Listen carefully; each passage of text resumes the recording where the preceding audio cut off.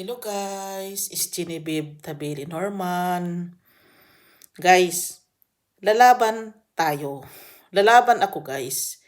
Why? Because my content is enough to the people, to the globe.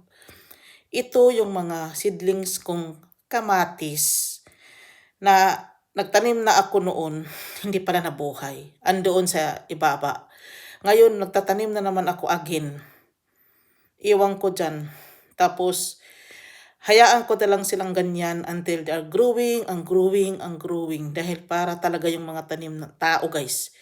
Na parang hindi sila comfortable, hindi sila mag-growing, hindi talaga madaling maging farmer guys.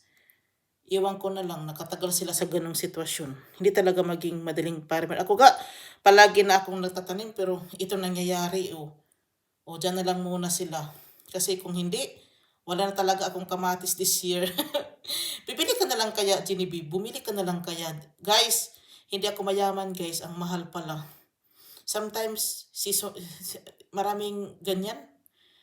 Ang magbibinta sila, okay. Sometimes, napakamahal. Guys, nagtanim na lang talaga ako guys. For sure na mayroon ako guys. Just for fun lang naman. Pero ito nangyayari talaga sa mga kamatis ko andun sa baba.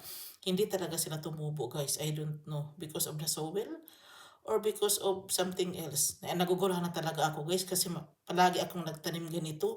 Sometimes tumubo naman. Pero sometimes hindi. Hindi mo talaga maano yung pagtanim-tanim pala. You never know. Yung magtanim ka talaga guys is just about nagbabaka sakali.